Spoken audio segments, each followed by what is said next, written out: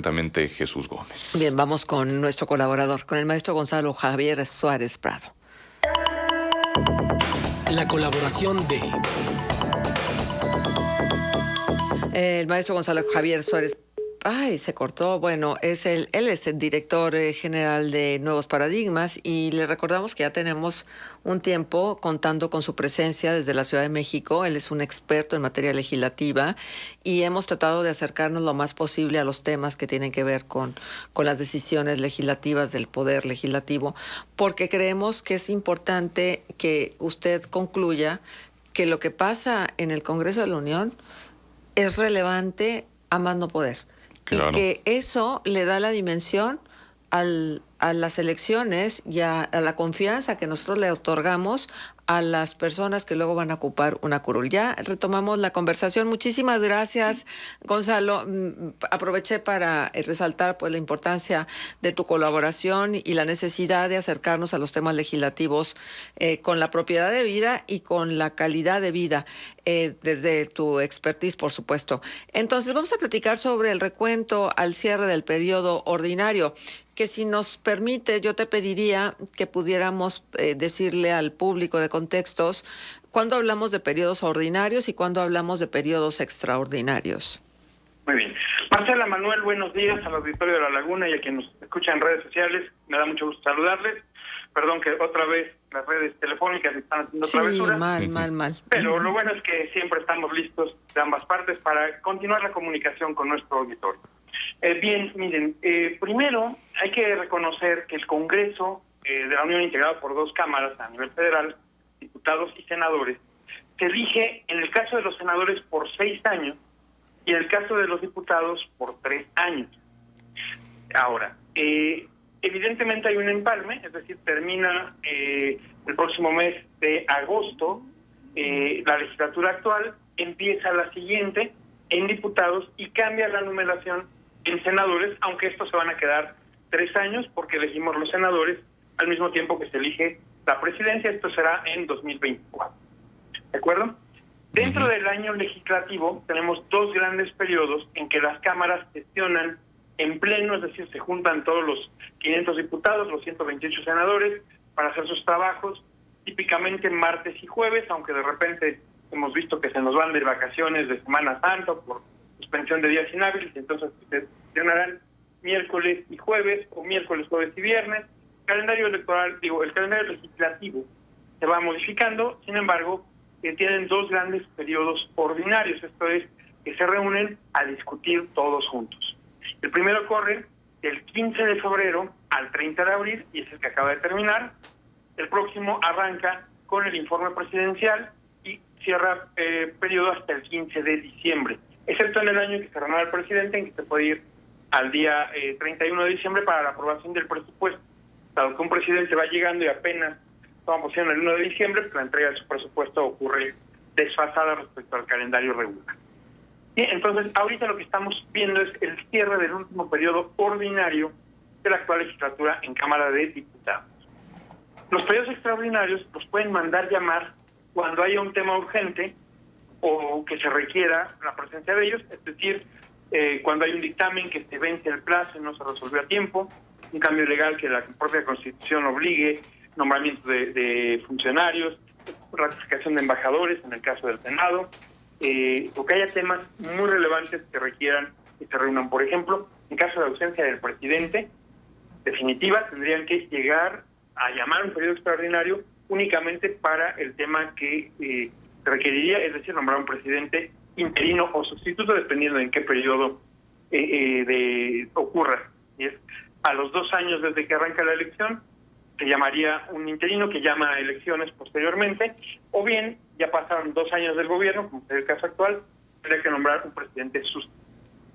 Esto es importante tenerlo en mente, por ejemplo, de por qué el presidente Plutarco Elías Calles fue tan poderoso siendo expresidente, porque se hablaba de un maximato. Porque en efecto hubo una renuncia presidencial, se nombraron interinos, se convoca elecciones, y hay 3 presidentes con muy poca fuerza en su momento que están bajo la sombra de Elías Calles. No lo hemos vuelto a ver, afortunadamente. Hemos tenido una continuidad constitucional muy notable desde la llegada al poder de Lázaro Cárdenas del Río hasta el día de hoy, ya son muchos años, muchas décadas, de presidentes que se eligen y terminan adecuadamente sus periodos. Bien. Ya terminamos pues con el último periodo de los diputados actuales. ¿Pueden llamarlo un periodo extraordinario? Sí, en cualquier momento.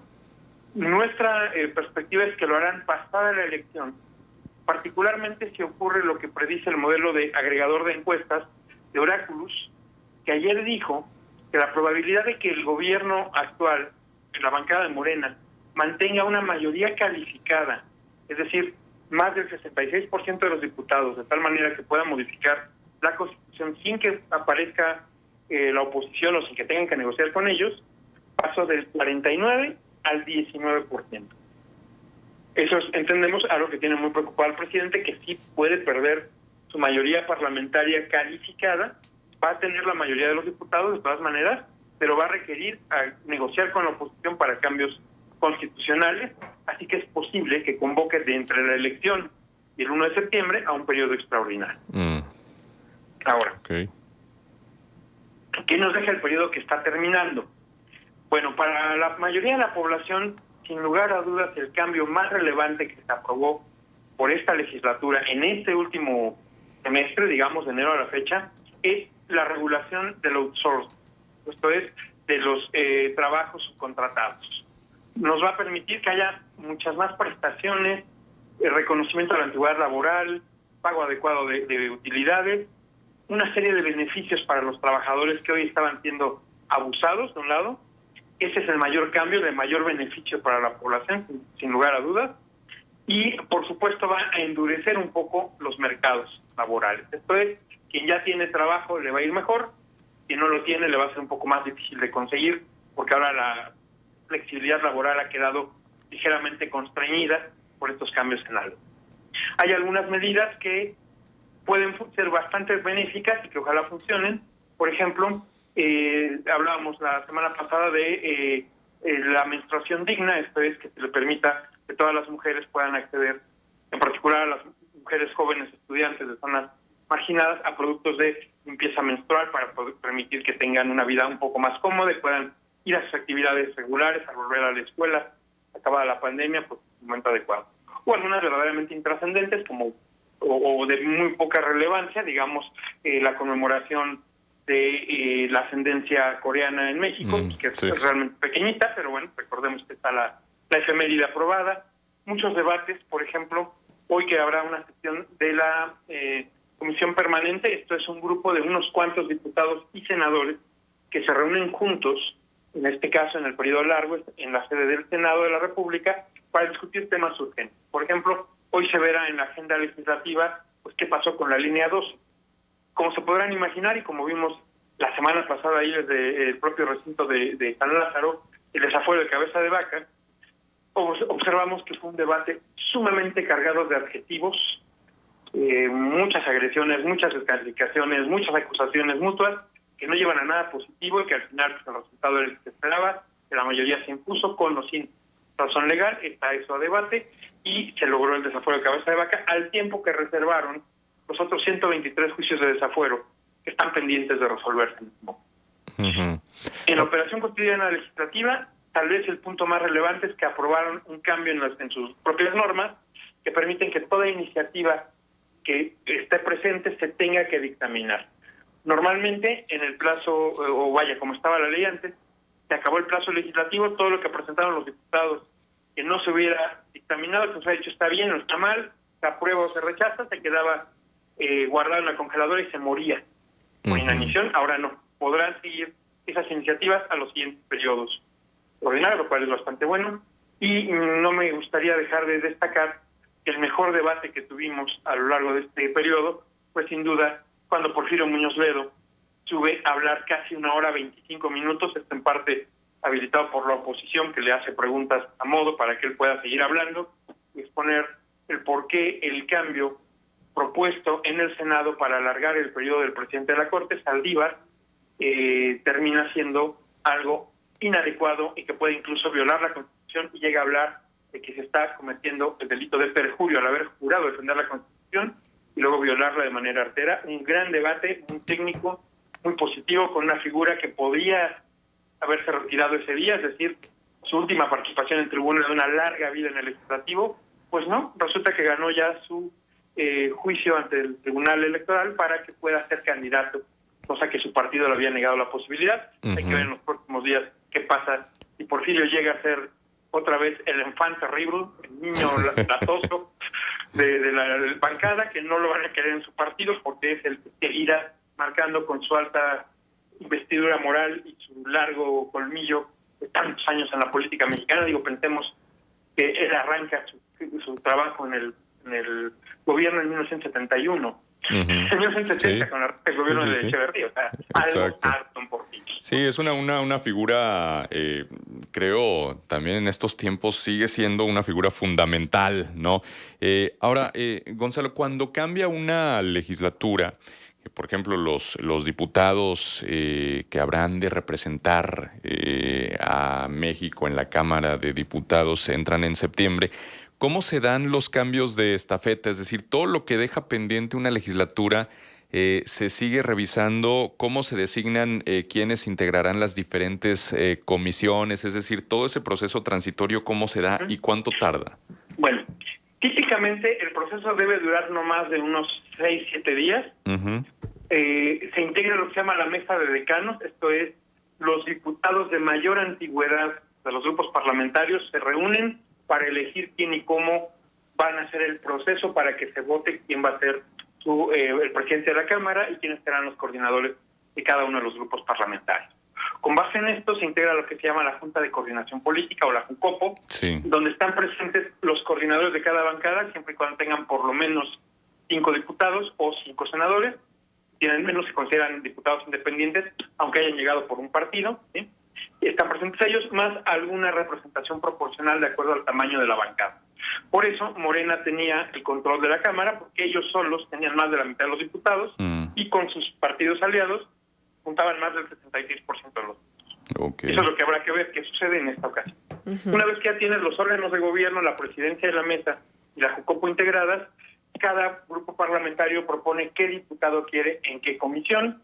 Regularmente se hacen por 3 criterios: quién tiene experiencia o legislativa o laboral en los temas que va a legislar; segunda, a qué quieren ir cada uno de los diputados; y tercera, cuántos espacios le tocan al partido. A veces nos ha tocado ver que hay diputados muy hábiles, muy buenos, con experiencia, con capacidad, que los ponen en comisiones que tienen temas que no les gustan, con unas justificaciones ahí medio radicales.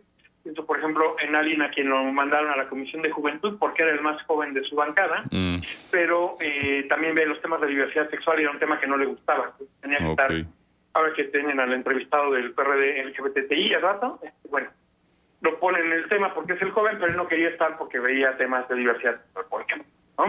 U otros que tocó por ahí un diputado de Tlaxcala que queda en la Comisión de Pesca, no porque haya pesca importante en Tlaxcala o porque le interesaba el tema, sino porque había un hueco que llenar, nadie lo quería y él no estuvo presente y se le asignó. Como de bueno, te toca. Y la gran industria pesquera de Tlaxcala está muy halagada de tener un diputado en esa comisión. Sí, suena chistoso, pero hay que saber cómo se toman ese tipo de decisiones también, ¿no? Por ejemplo, las que son una rebatinga y de verdad... presupuesto. Hay pleitos al interior de los grupos parlamentarios por posiciones en la Comisión de Hacienda y en la de Presupuesto. Claro. Sí, fíjate. Y vale que son grandes. Fíjate, Gonzalo, que a todos los candidatos que hemos tenido oportunidad de conversar con ellos, todos quieren esas comisiones porque saben que son las comisiones más importantes, pero de querer a que se las den, pues hay una distancia. Los líderes de los grupos parlamentarios luego son los que van decidiendo, ¿no? Eso de un lado y de otro, los compromisos partidistas, por ejemplo, muchas de las posiciones plurinominales se le ofrecen a expertos en su campo que serían incapaces de ganar una elección en un condominio, ¿no? Los vecinos no votarían por ellos, pero necesitas tener un experto que sepa perfectamente cómo se regula la norma fiscal, ¿no? O qué experiencia se tiene para cobrar impuestos, o en temas muy técnicos como protección civil, ¿no? Que podrán ser anticlimáticos en su discurso, en su práctica profesional, pero que lo requieres porque son verdaderos expertos. Ese es uno de los sentidos de tener diputados plurinominales.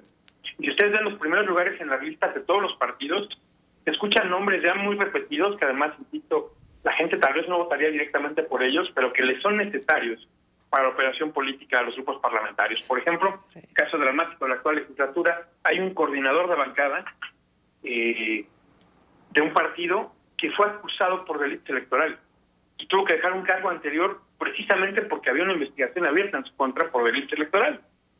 Y sin embargo, su partido no solo lo hace llegar a diputado, sino que lo hace coordinador de su bancada. Claro, por supuesto. Y dices, ¡ay!